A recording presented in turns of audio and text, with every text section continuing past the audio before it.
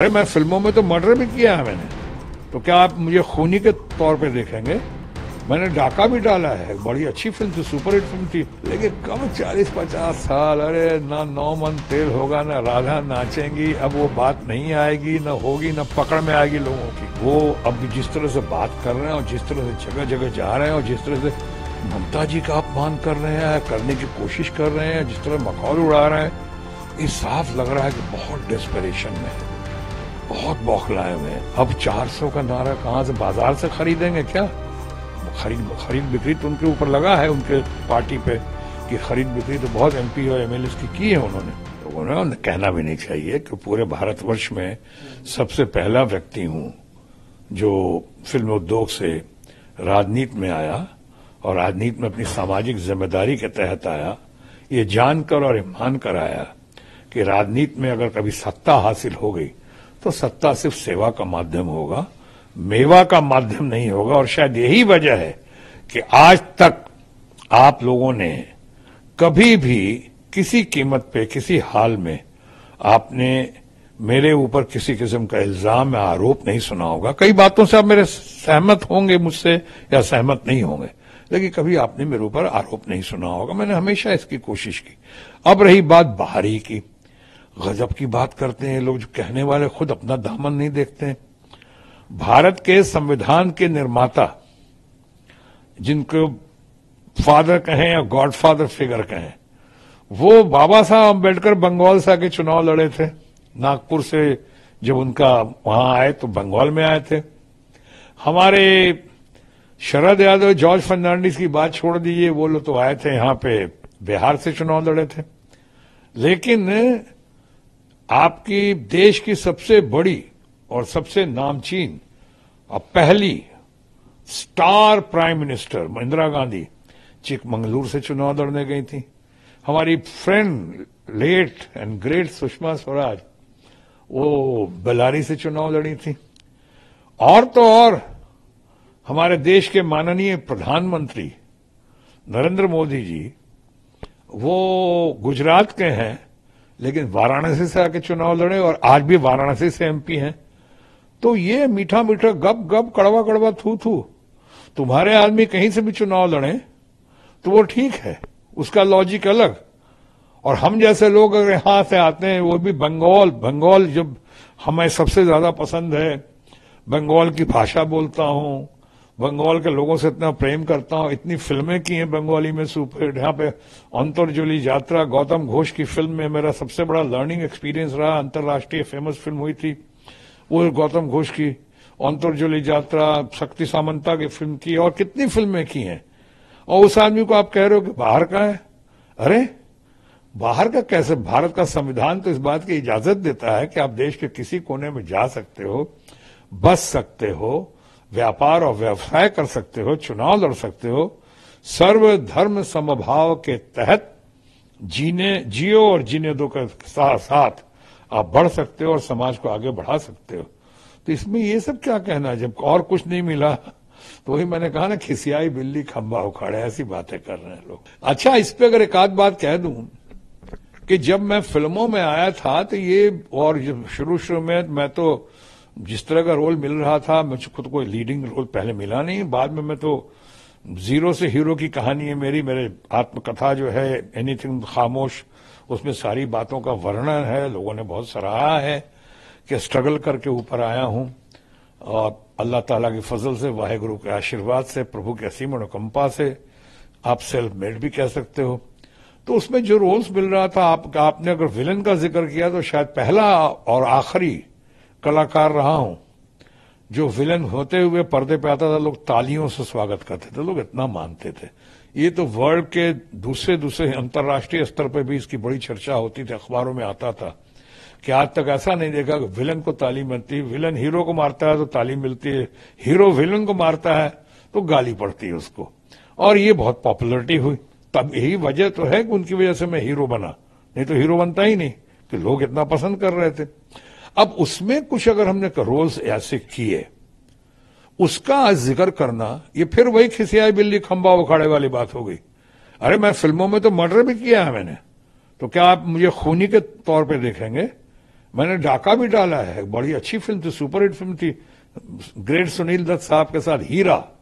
उसमें मैं डकैत बना था, तो डाकू बना था। मेरी पिक्चर अंग्रेजी फिल्म की थी पहले ही, किंग ब्रदर्स की, द खांडूर अपराइजिंग। वो खांडूर का रोल मैंने किया था, जिसकी वजह से पहली बार मैं कश्मीर गया था शूटिंग करने। उसमें डाकू था मैं, खांडूर अपराइजिंग। तो क्या आप कहेंगे मैं डाकू हूं?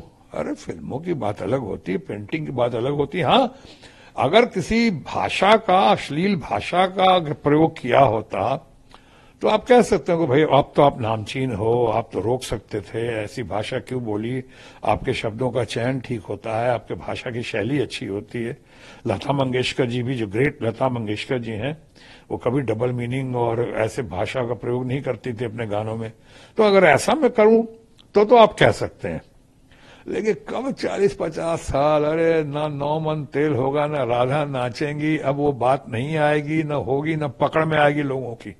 लोग जानते हैं और मानते हैं। अब मैं अभी कहा मैंने कि विलन से हीरो बन चुका हूं, अब तो रियल लाइफ में भी और प्रभु की ऐसी मनोकंपा से रियल लाइफ में भी एक मान्यता है, एक रेस्पेक्ट है, लोग प्यार। मैं देख रहा हूं ये उनकी, हमारे दोस्त हैं माननीय प्रधानमंत्री, और हम लोग साथ बहुत रहे हैं, हम लोग दूसरों को मानते भी हैं, लेकिन पॉलिटिक्स अलग है। वो अब जिस तरह से बात कर रहे हैं और जिस तरह से जगह जगह जा रहे हैं और जिस तरह से ममता जी का अपमान कर रहे हैं, करने की कोशिश कर रहे हैं, जिस तरह मखौल उड़ा रहे हैं, ये साफ लग रहा है कि बहुत डेस्परेशन में है, बहुत बौखलाए हुए हैं। अब उनको लग रहा है कि अब दिल्ली दूर है, अब 400 का नारा कहां से, बाजार से खरीदेंगे क्या? खरीद बिक्री तो उनके ऊपर लगा है, उनके पार्टी पे, कि खरीद बिक्री तो बहुत एमपी और एमएलए की है उन्होंने। लेकिन इस बार देश की जनता देख रही है, देश की जुडिशरी भी देख रही है, सुप्रीम कोर्ट भी ऑब्जर्व कर रहा है, और उसमें इस तरह नहीं चलेगा। अभी आपने सुना होगा सुप्रीम कोर्ट ने जो 15 तारीख को इलेक्शन कमिश्नर्स का चयन होना था, आज इस पर रोक लगा दी है। अभी सुप्रीम कोर्ट में शायद ये भी बात जा रही है कि एक इलेक्शन कमिश्नर जो 2027 तक था, क्यों उसने रिजाइन किया, किन हालात में रिजाइन किया, कहीं किसी ने मजबूर तो नहीं किया, या कहीं लोगों की बहुत, उनसे सरकार की बहुत अपेक्षाएं तो नहीं थी जिसको फुलफिल नहीं कर पाते। अब ये सब बात हो रही, ऊपर से कह रहे हैं 400 पार। कोई उनके विपक्ष के किसी ने कहा कि नहीं 400 हार है, वो 400 पार नहीं है। क्योंकि कैसे 400 पार, जब तमाम कोशिशों के बावजूद आज तो लोगों का रवैया, लोगों का मूड, लोग उनका मजाक उड़ा रहे हैं। मोदी की गारंटी, पहले जितनी गारंटी वो तो पूरी की ही नहीं। मैं सिर्फ 15 लाख की बात नहीं कर रहा हूं, मैं सिर्फ 2 करोड़ रोजगार देने की बात नहीं कर रहा हूं। ये इन्होंने अभी कहा था ना, किसानों का मैं आमदनी डबल कर दूंगा 2022 तक।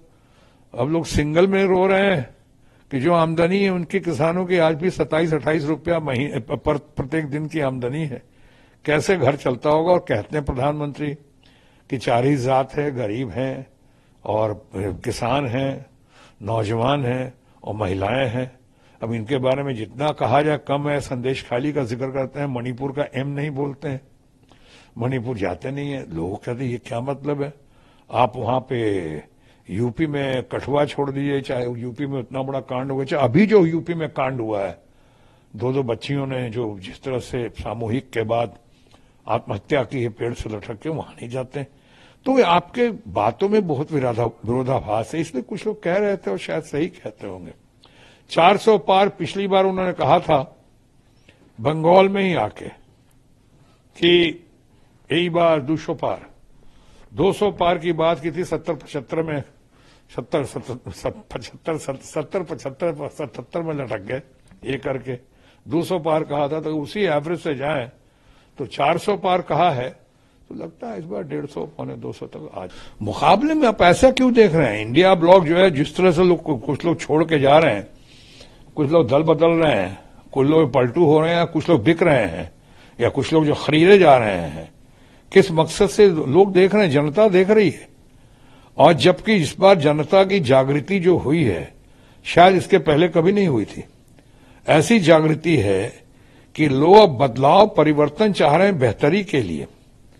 तंग आ गए ही गारंटी की बात, और ये गारंटी में जो एक गारंटी पूरी होती नहीं कि दूसरी गारंटी आप शुरू कर देते हो, फिर बोलते हो मोदी गारंटी का मतलब मोदी की गारंटी पूरे होने की गारंटी। तो कहां पहली गारंटी कहां कोई पूरी हुई, या बताया ना कि ये गारंटी पूरी कर दिया आपने।